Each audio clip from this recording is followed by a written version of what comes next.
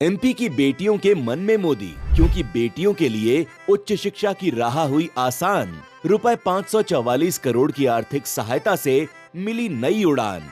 20 वर्षों में विकास अपार, फिर इस बार भाजपा सरकार। संकल्प लेने के लिए 7000-230-230 पर मिस्ड कॉल करें। एमपी के आदिवासियों के मन में मोदी, क्योंकि 5 लाख आदिवासी महिलाओं का सपना हुआ साकार। रुपए 500 करोड़ की आर्थिक मदद से फैलाया अपना कारोबार।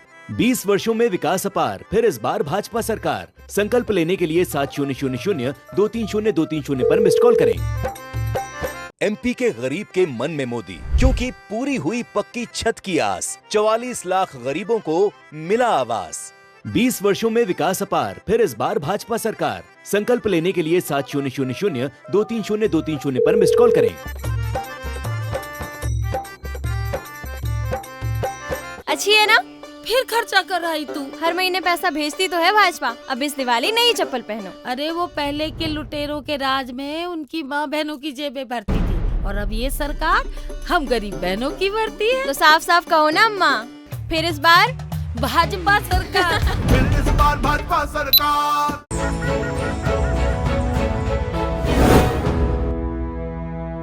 बालाघाट से निर्दलीय प्रत्याशी विशाल बिसेन ने प्रेस कॉन्फ्रेंस कर घोषणा पत्र जारी किया, साथ ही जिले के विकास की योजनाओं के बारे में जानकारी दी। विशाल बिसेन ने बताया कि क्षेत्र का विकास ही हमारी प्राथमिकता है। जैसा कि आप सभी जानते हैं कि मैं अजय विशाल बिसेन बालाघाट विधानसभा क्षेत्र क्रमांक 111 से निर्दलीय प्रत्याशी के रूप में जनता के बीच में हूँ, और आगामी 17 तारीख के लिए जनता के बीच पहुंचकर उनका आशीर्वाद ले रहा हूँ, और अपने बल्लेबाज निशान की जो बटन नंबर 10 है उसको दबाकर उनको पूरा आशीर्वाद देने का जनता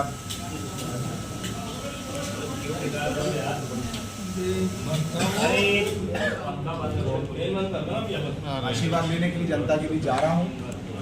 आज जो है हमने आपको इसलिए बुलाया प्रेस वार्ता में कि आज हम अपना मैनिफेस्टो जारी कर रहे हैं, अपना घोषणा पत्र जारी कर रहे हैं, क्योंकि कहीं ना कहीं मेरे विधानसभा क्षेत्र की जनता यह चाह रही है कि हमारा निर्दलीय प्रत्याशी जनता का बेटा अजय विशाल बिसेन हमारे लिए भविष्य में क्या करना चाहता है वह हमको बताए, और इसी कड़ी में जनता तक अपनी बात पहुंचाने के लिए और हम यह चुनाव लड़ रहे हैं।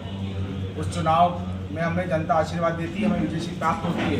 तो आने वाले 5 सालों में हम जनता के लिए क्या काम करेंगे, हमारे मतदाताओं के लिए क्या काम करेंगे, हमारी देवतुल्य जनता के लिए क्या काम करेंगे, उसकी जो संपूर्ण जानकारी है वो हमने इस मैनिफेस्टो में डाल दी है। जो मुख्य मुद्दे हैं, जो अति आवश्यक चीज़ें हैं वो इस मैनिफेस्टो में है।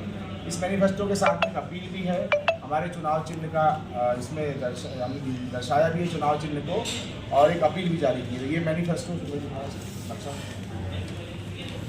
ये आप देख सकते हैं।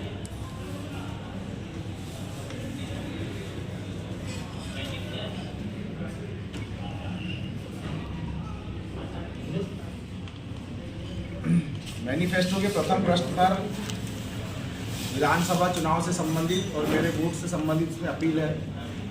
मेरा चेहरा है, मेरा चुनाव चिन्ह है, मतदान की अपील। इसके बाद में इसका जो पहला पृष्ठ है, इसमें हमारे जो मुख्य मुद्दे हैं इस चुनाव के, उनको हमने इसमें डालने का प्रयास किया है, सेकेंड पेज, थर्ड पेज में, और लास्ट में एक अपील दी। तो मैं मैनिफेस्टो पे आता हूँ। सबसे पहला जो हमने लिखा है, जो हमारी लड़ाई लंबे समय से चल रही है, जोड़ा जाए, ये हमारी प्रमुख मांग है। इसके लिए हम सतत संघर्ष करेंगे। रोजगार गारंटी योजना साल में 300 दिन लागू हो, इसके लिए हम प्रयास करते रहेंगे। शहरी क्षेत्र में रोजगार गारंटी लागू हो, इसके लिए भरसक प्रयास किया जाएगा, क्योंकि शहरी क्षेत्र का मजदूर बहुत ज़्यादा पलायन भी करने लगा है बड़े शहरों में। तो ये भी एक बड़ा हमारे विषय, गंभीर विषय है।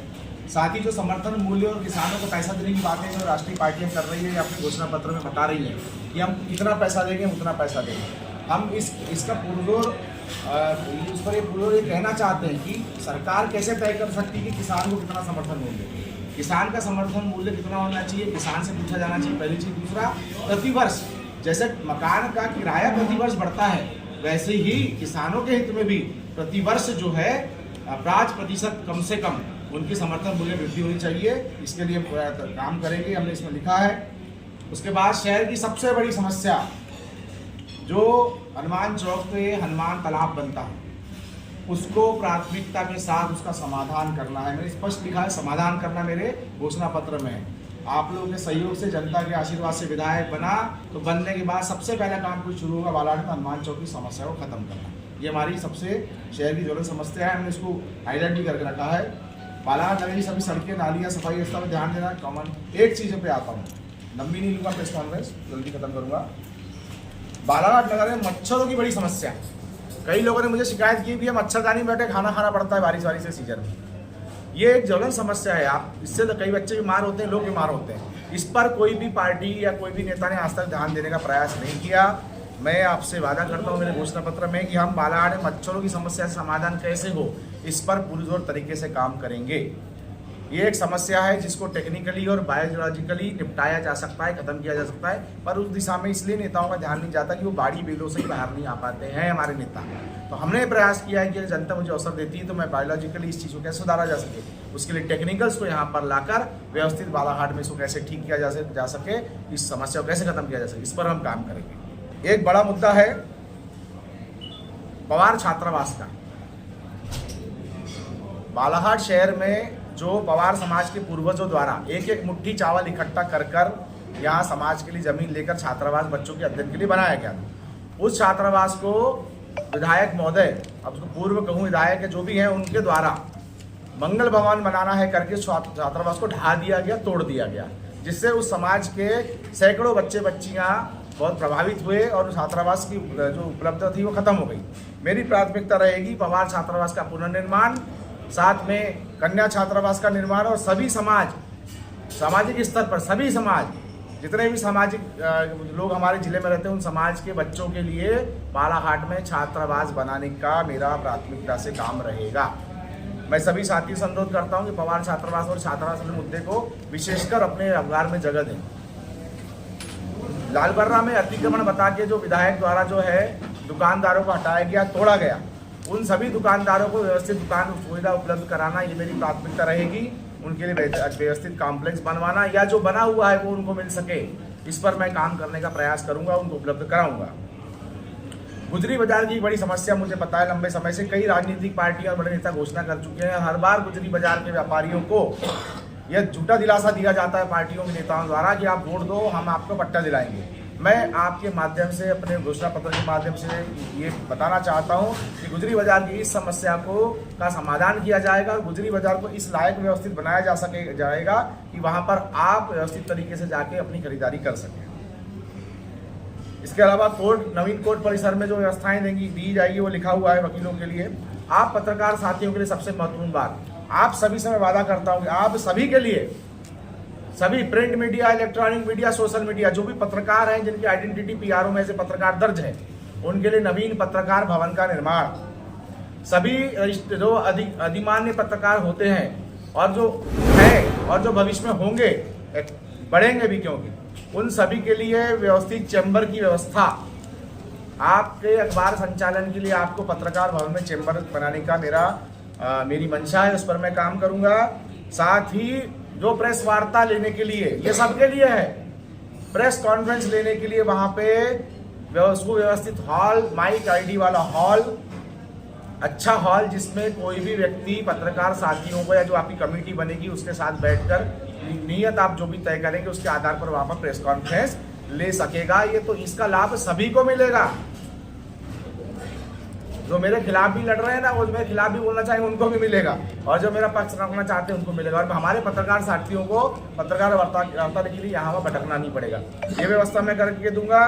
साथ ही जो अन्य पत्रकार हैं जो भी शुरुआत कर रहे हैं, जिनको पत्रकारिता भी धीरे शुरुआत हो रही है, उनके लिए भी बैठने की अलग से सुव्यवस्थित व्यवस्था रहेगी। आप किसी साथ मीटिंग करना चाहते हैं अलग से बुला के कर सकते हैं, इस पर मैं विशेष ध्यान दूंगा, ये मैं करके दूंगा। का तो आपको पता ही है, बहुत सारी चीज़ लिखी है। इसके अलावा मैं चीज़ उल्लेखित करना चाहूँगा कि IMA और IDA, इंडियन मेडिकल एसोसिएशन और इंडियन डेंटल एसोसिएशन, इनके लिए स्थायी मीटिंग हॉल बनाने का भी मेरी मंशा है। मेरे चुनाव जीतने के बाद इस पर मैं काम करूँगा और दोनों ही IDA और IMA को स्थायी मीटिंग हॉल बनाकर लिए जाने का मेरा वादा रहेगा। रेल कनेक्टिविटी तो उसके लिए संघर्ष करना ही है कि रायपुर, नागपुर, जबलपुर जैसे बड़े शहरों से हमारी कनेक्टिविटी बढ़े, और जहाँ जहाँ ओवरब्रिज की आवश्यकता है शहर में वो सभी बने, इसमें लिखा है मैंने। एक मेरी हमारी और मांग ये है और उसकी लड़ाई संविदा आउटसोर्स कॉन्ट्रैक्ट नाम पे जो सरकार जनता से युवाओं बेरोजगारों को सुशिक्षित बेरोजगारों को नौकरियां दे रही है कि संविदा आउटसोर्स कॉन्ट्रैक्ट बेसिस पे, जिस पर भी कब निकाल देंगे कब हटा देंगे इसकी गारंटी नहीं रहती, समय पर सैलरी नहीं आती, ये जो समस्या है इसके लिए संघर्ष करना ताकि वो नियमित हो। भाई हमारा कहना है कि सरकार अगर कोई नौकरी दे रही है तो नियमित नौकरी दो ना उस व्यक्ति को। अगर कोई व्यक्ति एलिजिबल होकर अगर संविदा में आउटसोर्स या कॉन्ट्रैक्ट में लग रहा है मतलब वो योग्य है, जब वो योग्य है तो उसको नियमित नौकरी मिलनी चाहिए। हमारा प्रयास होगा कि ये जो वर्तमान में है इन पदों चीजों में काम कर रहे हैं वो नियमित किए जाएं और भविष्य में जो है नियमित नौकरी निकले। साथ ही प्रदेश में ओबीसी SC ST आरक्षण जो कर रहे हैं, जितने भी संगठन SC ST OBC आरक्षण के लिए प्रयासरत है उन सबके कंधे से कंधा मिलाकर हम साथ देंगे और सभी जो संगठन है उनका हम सहयोग करेंगे। साथ ही सभी विभागों में साल में प्रति एक बार जितने उनकी पेंडिंग वैकेंसीज हैं वो जनता के सामने आए, इसका भी हमारा प्रयास रहेगा कि फलाने विभाग में इस साल इतनी नौकरियां पद खाली है। ये जनता के सामने कभी आता ही नहीं, आपको हमको पता ही नहीं कितनी सरकारी पोस्टें खाली हैं, ये सामने आना चाहिए। लाल बर्रा में अस्पताल एम्बुलेंस की व्यवस्था, बाकी आप चीज़ें देख लें। मैं कुछ एक दो चीज़ पर पॉइंट आउट करना चाहूँगा। हाँ, हमारे क्षेत्र की सबसे बड़ी समस्या बेरोजगारी और पलायन। सुशिक्षित बेरोजगार खासकर 12th ITI BA BCom BSc बच्चे पढ़े हुए जो हैं बच्चे और बच्चियाँ हमारे बेटे बेटियाँ, इनके पास लोकल में रोजगार नहीं। मेरा प्रयास है इस क्षेत्र में बड़े उद्योग की स्थापना करना जहाँ पे इस स्ट्रीम में पढ़े हुए बच्चों को ज़्यादा आसानी से नौकरी मिल सके। साथ ही कम से कम 200 लघु उद्योगों की स्थापना करना, जो हमारे मजदूर पलायन हो रहे हैं, जो अनस्किल्ड है या लो स्किल्ड लेबर जो है जो पलायन हो जा रहा है, वो इन 200 MSME में काम कर सके और हमारे छोटे छोटे नए उद्योगपति आज जिले में तैयार हो सके। शासकीय मत्स्य निर्माण गुणवत्ता मंडी नालियाँ, ठीक है। ये बालाघाट में ट्रांसपोर्टर्स के लिए व्यवस्थित ट्रांसपोर्ट नगर और उसी ट्रांसपोर्ट नगर में उनके ऑफिस के बैठने के लिए ऑफिस की स्थायी व्यवस्था, जितने ट्रांसपोर्टर्स हैं सबको उसी ट्रांसपोर्ट नगर में कॉम्प्लेक्स बनाकर स्थायी व्यवस्था देने का मेरा वादा है। साथ ही नगर में जो हमारा बस स्टैंड है उस बस स्टैंड को व्यवस्थित करना और एक नए बस स्टैंड का निर्माण करना। जो नया बस स्टैंड रिंग रोड और बाईपास जो हम बनाने वाले हैं, जो हमारी मंशा है बनाने की, उसके आसपास हो जहां पर कम से कम 300 बसों की पार्किंग, क्योंकि आज अगर कोई बस ऑपरेटर परेशान है तो पार्किंग की व्यवस्था से परेशान है, उन 300 बसों की पार्किंग और सभी बस ऑपरेटर्स के बैठने के लिए व्यवस्थित चेंबर कॉम्प्लेक्स बनाना। हमारे जो ड्राइवर क्लीनर साथी हेल्पर साथी है उनके नहाने रुकने खाने की व्यवस्थित व्यवस्था करना ताकि वो परेशान न हो सके, ये हमारी प्राथमिकता रहेगी। बालाघाट शहर में कोई भी टाउन हॉल नहीं है, प्राइवेट संस्थानों की जगह किराए पर लेना पड़ता है किसी कार्यक्रम के लिए, इसलिए बालाघाट में व्यवस्थित टाउन हॉल बनाया जाएगा। साथ में लाइब्रेरी बनाई जाएगी सर्व सुविधा युक्त और ग्रीन गार्डन, एक व्यवस्थित गार्डन जहाँ पे हम कह सके कि ये गार्डन है, जो वर्तमान में है वो नहीं, जिसको हम कह सके यहाँ बच्चों को खिलाने गार्डन जा रहे हैं या वो गार्डन जैसा लगे वैसा गार्डन बनाने की हमारी मंशा है, उस पर हम काम करेंगे।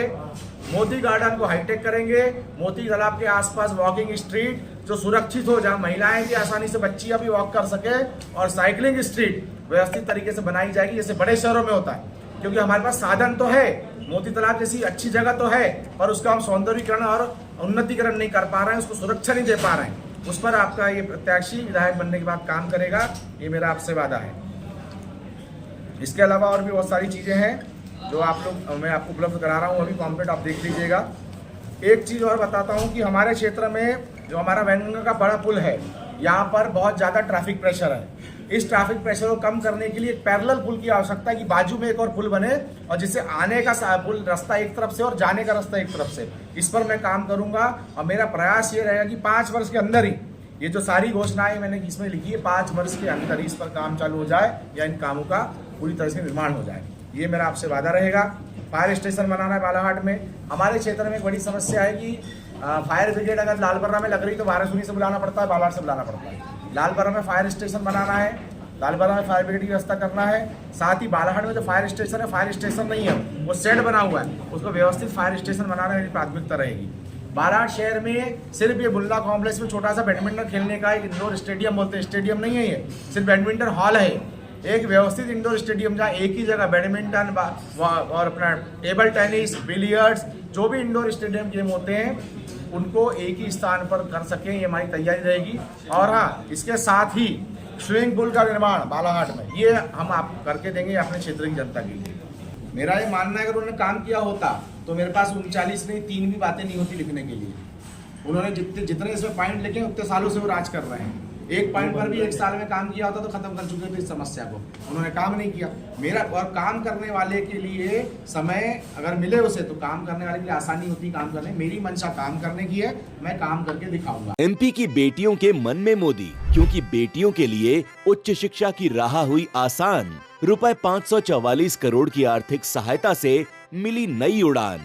20 वर्षों में विकास अपार, फिर इस बार भाजपा सरकार। संकल्प लेने के लिए 7000-230-230 पर मिस्ड कॉल करें। एमपी के आदिवासियों के मन में मोदी, क्योंकि 5 लाख आदिवासी महिलाओं का सपना हुआ साकार। रुपए 500 करोड़ की आर्थिक मदद से फैलाया अपना कारोबार। 20 वर्षों में विकास अपार, फिर इस बार भाजपा सरकार। संकल्प लेने के लिए 7000-230-230 पर मिस्ड कॉल करें। एमपी के गरीब के मन में मोदी, क्योंकि पूरी हुई पक्की छत की आस। 44 लाख गरीबों को मिला आवास। 20 वर्षों में विकास अपार, फिर इस बार भाजपा सरकार। संकल्प लेने के लिए 7000-230-230 पर मिस्ड कॉल करें। अच्छी है ना?